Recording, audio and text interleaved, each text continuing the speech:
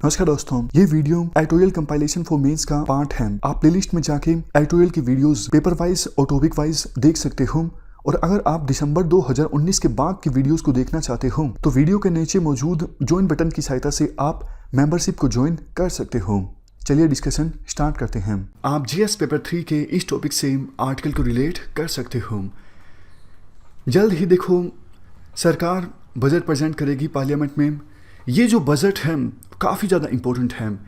ये बजट क्या करेगा, क्या हमारी देश की इकोनॉमी स्लोडाउन के फेज से बाहर निकलेगी, फिर से बाउंस बैक करेगी या फिर नहीं करेगी। इसके अलावा ये बजट जो है वो तय करेगा हमारे देश के यूथ का फ्यूचर क्या होगा। क्योंकि देखो अभी अनएम्प्लॉयमेंट रेट पिछले 45 सालों के हाई पर है। ये डेटा है फाइनेंशियल ईयर 2017-18 का। 2017-18 में अनएम्प्लॉयमेंट रेट थी 6.1% और ये 45 सालों का हाई है। अर्बन एरियाज़ में वो यूथ हैं जिनकी उम्र 15 से 29 साल के बीच है, उनमें अनएम्प्लॉयमेंट रेट 22.5% है। पीरियोडिक लेबर फोर्स सर्वे के अनुसार एम्प्लॉयमेंट से संबंधित और भी काफ़ी सारे चैलेंजेस हैं। जैसे देखो लेबर फोर्स में जो पार्टिसिपेशन रेट है 15 या फिर 15 से अधिक साल की उम्र के लोगों का वो 46.5% है और अर्बन यूथ का तो और भी कम है 37.7%। और देखो जिन लोगों के पास रोजगार है उनमें से बहुत से लोग ऐसे हैं जिनको अपने पोटेंशियल के हिसाब से जॉब नहीं मिली हुई है, जिनके वेजेस काफ़ी ज़्यादा कम हैं। तो ये कुछ डेटा है जो आप अपने आंसर्स में इस्तेमाल कर सकते हो। 2019-20 यानी करंट जो फाइनेंशियल ईयर है, पिछले क्वार्टर में हमारे देश की इकोनॉमिक ग्रोथ रेट थी 4.5%। ये पिछले 6 सालों का लोएस्ट किसी क्वार्टर में हमारे देश की इकोनॉमिक ग्रोथ रेट रही है। प्राइवेट कंजम्पशन में और इन्वेस्टमेंट में बहुत ज़्यादा कमी आई है। देखो एग्रीगेट इन्वेस्टमेंट जो है अभी जीडीपी का 30% है, जबकि पिछले 45 सालों का एवरेज अगर हम निकालें तो एग्रीगेट इन्वेस्टमेंट हमारे देश में एक साल में रहती है 35% ऑफ जीडीपी। तो आप देख सकते हो इन्वेस्टमेंट कितनी ज़्यादा कम है। इवन प्राइवेट सेक्टर अपनी पूरी कैपेसिटी को यूटिलाइज नहीं कर पा रहा है।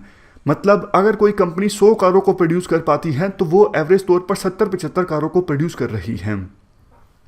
तो मतलब देखो साफ है, डिमांड को किसी ना किसी तरीके से रिवाइव करना होगा, ना सिर्फ रूरल एरियाज़ में बल्कि अर्बन एरियाज़ में। पहले रूरल एरियाज़ की बात करते हैं। देखो पीएम किसान, मनरेगा जैसी जो स्कीम्स हैं ये काफ़ी अच्छे टूल हैं रूरल एरियाज़ में डिमांड को इंक्रीज़ करने के लिए। क्योंकि आमतौर पर लैंडलेस लेबरर या फिर किसान, उनके पास पैसा पहुंचता है तो वो तुरंत उस पैसे का इस्तेमाल करते हैं। और अगर पीएम किसान स्कीम या फिर मनरेगा के लिए एलोकेशन ज़्यादा होता है तो किसानों के पास पैसा आएगा, मजदूरों के पास पैसा आएगा, वो उस पैसे का इस्तेमाल करेंगे मार्केट में चीज़ खरीदने के लिए। तो ये एक अच्छा सोर्स हो सकता है रूरल एरियाज़ में डिमांड को इंक्रीज़ करने के लिए। इसके अलावा देखो रूरल एरियाज़ में डिमांड को रिवाइव करने के लिए इरिगेशनल प्रोजेक्ट्स, रूरल इंफ्रास्ट्रक्चर जैसे roads, cold storage, logistical chains, comprehensive crop insurance scheme, इन पर सरकार ज़्यादा खर्च कर सकती है पहले के अपेक्षाकृत, मतलब ज़्यादा फंड्स एलोकेट कर सकती है। और ये सरकार इंश्योर करे इन सब स्कीम्स का और प्रोजेक्ट्स का इम्प्लीमेंटेशन अच्छे से हो। नेक्स्ट पॉइंट, फार्म्स को यानी खेतों को मंडी से सीधा कनेक्ट सरकार करे तो इसका भी काफ़ी ज़्यादा फ़ायदा होगा। क्योंकि फ्रूट्स वेजिटेबल्स से इनकी बहुत ज़्यादा वेस्टेज हो जाती है, वेस्टेज नहीं होगी और इंटरमीडिएट्स बहुत ज़्यादा पैसा जो बीच में खा जाते हैं, किसानों को उनका हक नहीं मिल पाता, किसानों को भी अपनी फसलों के उचित दाम मिलेंगे। तो ये कुछ पॉइंट्स राइटर के द्वारा दिए गए रूरल एरियाज़ में डिमांड को इंक्रीज़ करने के लिए। राइटर देखो ये बोलते हैं चूँकि रूरल एरियाज़ में consumers wide range of goods and services को कंज्यूम करते हैं, तो अगर रूरल एरियाज़ में डिमांड बूस्ट होती है तो इससे देश के बहुत सारे सेक्टर्स को फ़ायदा होगा। अब बात करते हैं अर्बन एरियाज़ की। अर्बन एरियाज़ में कंस्ट्रक्शन सेक्टर ऐसा सेक्टर है जो ऑलमोस्ट 5 करोड़ लोगों को रोजगार प्रदान करता है। देखो 2003-4 उस दशक में हमारे देश की इकोनॉमी बहुत तेज़ी से आगे बढ़ रही थी और इस चीज़ में कंस्ट्रक्शन सेक्टर का भी बड़ा रोल था। अगर कंस्ट्रक्शन सेक्टर में बूम आता है तो इससे ऑलमोस्ट 200 अलग अलग सेक्टर्स को फायदा होता है। देखो, कंस्ट्रक्शन ज़्यादा होती है तो सीमेंट सेक्टर को फायदा होगा, स्टील सेक्टर को फायदा होगा। इस प्रकार की बहुत सारे सेक्टर्स और इंडस्ट्रीज हैं जिनको फायदा होता है अगर कंस्ट्रक्शन सेक्टर में बूम आता है। बट पिछले कुछ समय से रियल एस्टेट सेक्टर में क्राइसिस हैं, इस वजह से कंस्ट्रक्शन एक्टिविटीज़ ज़्यादा नहीं हो पा रही हैं। बहुत सारे रियल एस्टेट प्रोजेक्ट्स ऐसे हैं जो लीगल डिस्प्यूट्स की भेंट चढ़ गए हैं घर खरीदने वालों के बीच और डेवलपर्स के बीच। जैसे आम्रपाली प्रोजेक्ट का नाम आपने सुना होगा, MS धोनी का नाम भी उस प्रोजेक्ट के डिस्प्यूट में आया। लैंडर्स यानी जिन्होंने कर्ज दिया प्रोजेक्ट के लिए, उनके बीच, फॉर एग्जांपल बैंक और डेवलपर्स के बीच बहुत बार डिस्प्यूट हो जाता है। काफ़ी बार डेवलपर्स के बीच और लॉ इन्फोर्समेंट एजेंसीज के बीच डिस्प्यूट हो जाता है। तो इन सभी तरह के डिस्प्यूट्स की वजह से बहुत सारे रियल एस्टेट प्रोजेक्ट्स ऐसे हैं जो या तो कंप्लीट हो गए हैं फिर भी बिक नहीं रहे हैं, या फिर 80% पूरे हैं, 70% पूरे हैं। थोड़ा सा और फंड दिया जाए, थोड़ा सा और सपोर्ट मिले तो वो प्रोजेक्ट पूरा हो पाएंगे। तो ऐसे ऐसे बहुत सारे प्रोजेक्ट्स हैं, मतलब बहुत सारी इन्वेंट्रीज हैं अभी फ्लैट्स की जो खाली है या फिर पूरा होने वाली है, बट वो प्रोजेक्ट कंप्लीट नहीं हो पा रहे हैं। और दिक्कत ये है, इन डिस्प्यूट्स को गवर्न करने के लिए अथॉरिटीज भी एक नहीं है, काफ़ी सारी हैं। जैसे रीरा एक अथॉरिटी है, नेशनल कंपनी लॉ ट्रिब्यूनल एक अथॉरिटी है, कंज्यूमर कोर्ट्स अलग से अथॉरिटी हैं। तो इस वजह से इन डिस्प्यूट्स का समाधान जल्दी से नहीं हो पा रहा है, और इस वजह से नॉन बैंकिंग परफॉर्मिंग एसेट की जो समस्या है वो भी पूरी तरह से सोल्व नहीं हो पा रही है। देखो, बैंकों ने लोन दिया इन प्रोजेक्ट्स के लिए, प्रोजेक्ट पूरा नहीं हो पा रहे हैं, तो बैंकों का पैसा भी तो अटका हुआ है ना। अगर प्रोजेक्ट्स कंप्लीट हो गए, फ्लैट्स बिक गए, तो वो प्रोजेक्ट जो ओनर्स हैं, डेवलपर्स हैं, वो बैंकों को उनका लोन वापस कर देंगे। तो बैंक उस पैसे का इस्तेमाल करेगा किसी और को लोन देने के लिए। लेकिन ये हो नहीं पा रहा है क्योंकि प्रोजेक्ट्स कंप्लीट नहीं हो पा रहे हैं, या फिर बहुत सारे प्रोजेक्ट्स कंप्लीट होने के बावजूद बिक नहीं पा रहे हैं।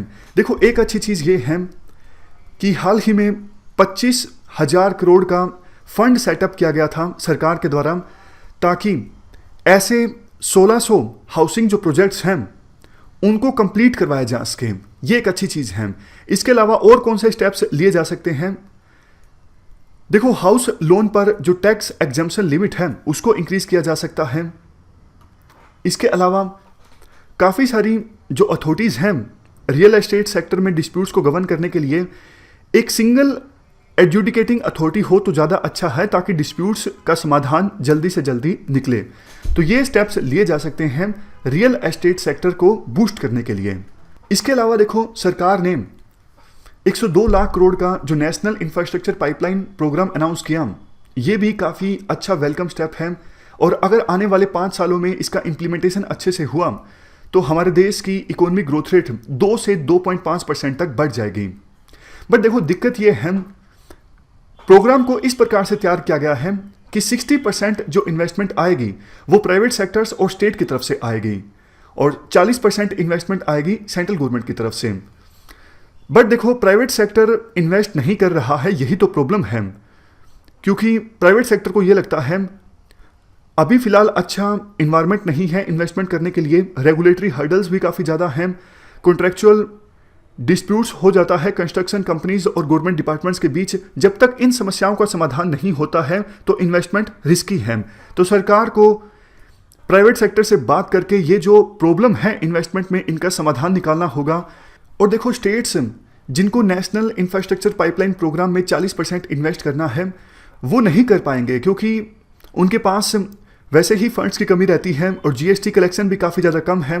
तो सेंटर की जिम्मेदारी और भी ज़्यादा बढ़ जाती है कि नेशनल इंफ्रास्ट्रक्चर पाइपलाइन प्रोग्राम में ज़्यादा इन्वेस्ट किया जाए। इसके बाद एक प्रॉब्लम ये बताई जाती है, देखो, इस करंट फाइनेंशियल ईयर में इंफ्रास्ट्रक्चर के लिए जो फंड्स एलोकेट किए गए वो पूरी तरह से यूटिलाइज नहीं हो पाए। ये एक बड़ी प्रॉब्लम रहती है। क्यों? ये प्रॉब्लम इसलिए रहती है क्योंकि इंफ्रास्ट्रक्चर से संबंधित प्रोजेक्ट्स की बीडिंग, कॉन्ट्रैक्टिंग, जैसे नए roads, highway, railway track, urban development projects, इनके लिए बोली लगवाना हो, कॉन्ट्रैक्ट देना हो किसी फर्म को, प्रोसेस में काफ़ी बार लंबा समय लग जाता है।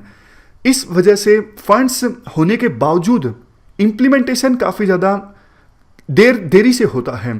तो इस समस्या पर भी सरकार को ध्यान देना होगा कि ये बीडिंग और कॉन्ट्रैक्टिंग में जो समय लगता है उतना समय ना लगे, और जल्दी से जल्दी अभी जो प्रोजेक्ट्स चल रहे हैं उनको भी कंप्लीट किया जाए।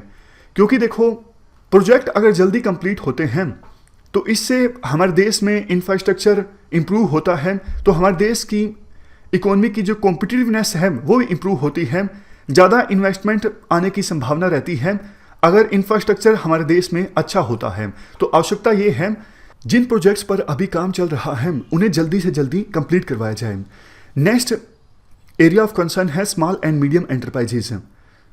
देखो, ये जो स्मॉल एंड मीडियम एंटरप्राइजेज हैं ऑलमोस्ट 11 करोड़ लोगों को रोजगार देती हैं, बट दिक्कत ये है जीएसटी की इम्प्लीमेंटेशन ठीक नहीं है।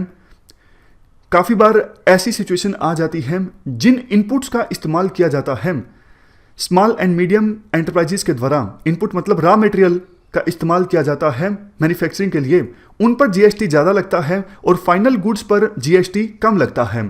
तो स्मॉल एंड मीडियम एंटरप्राइजेज के द्वारा बिजनेस करना मुश्किल साबित हो रहा है। हर साल 20,000 करोड़ का जो इनपुट टैक्स क्रेडिट है वो फंस जाता है गवर्नमेंट के पास। सरकार को इस एनोमली पर ध्यान देना चाहिए। नेक्स्ट सजेशन, अभी देखो गवर्नमेंट डिपार्टमेंट्स में 22 लाख जो वैकेंसीज हैं वो खाली हैं। एक तरफ अनएम्प्लॉयमेंट रेट काफ़ी ज़्यादा है और दूसरी तरफ इतनी ज़्यादा वैकेंसीज होना हैरानी की बात है। सरकार इन वैकेंसीज को नहीं फिल कर पा रही है। इसके बाद ये बोला जाता है प्राइवेट सेक्टर के पास काफ़ी वैकेंसीज होती हैं, बट हमारे देश में यूथ जो है बहुत सारे एम्प्लॉयबल नहीं हैं और इसका जो जिम्मा है वो भी सरकार का है, क्योंकि सरकार अच्छी स्किल्स यूथ को नहीं दे पा रही है, या फिर यूं कह सकते हो ये इंश्योर नहीं कर पा रही है सरकार के यूथ के पास वो स्किल्स हों जो कि चाहिए इंडस्ट्रीज को और कंपनीज में या फिर फर्म्स में। मतलब हमारे जो वोकेशनल ट्रेनिंग के प्रोग्राम हैं वो फेल हो रही हैं। यूथ वोकेशनल ट्रेनिंग हासिल करने के बावजूद उनके पास ऐसी स्किल नहीं होती जिनको इंडस्ट्रीज की आवश्यकता होती है। तो एक तो हम अपने वोकेशनल ट्रेनिंग वाले जो प्रोग्राम हैं उनको इम्प्रूव करें और ऐसी स्किल दी जाए यूथ को जो इंडस्ट्रीज में चाहिए। दूसरा देखो, इंडस्ट्रीज को भी इंसेंटिव दिया जाए, उनको भी एनकरेज किया जाए, आप भी ऑन साइट ट्रेनिंग यूथ को प्रोवाइड करो। इसके अगर आप ऐसा करते हो तो हम आपको टैक्स एग्जम्पशन या फिर दूसरे प्रकार के इंसेंटिव दे सकते हैं। तो ये सारे सजेशंस राइटर के द्वारा दिए जाते हैं। सरकार अगर इन सजेशंस पर काम करती है तो शायद हम हमारे देश की इकोनॉमी को स्लो डाउन के फेज से बाहर निकाल पाएंगे और हमारे देश के यूथ का बेहतर फ्यूचर इंश्योर कर पाएंगे। क्योंकि जल्द ही सरकार के द्वारा स्टेप्स नहीं लिए जाते हैं यूथ को रोजगार देने के लिए तो डेमोग्राफिक डिविडेंड डेमोग्राफिक बर्डन में तब्दील हो जाएगा। इस डिस्कशन में फिलहाल इतना ही है। Thank you very much for discussion.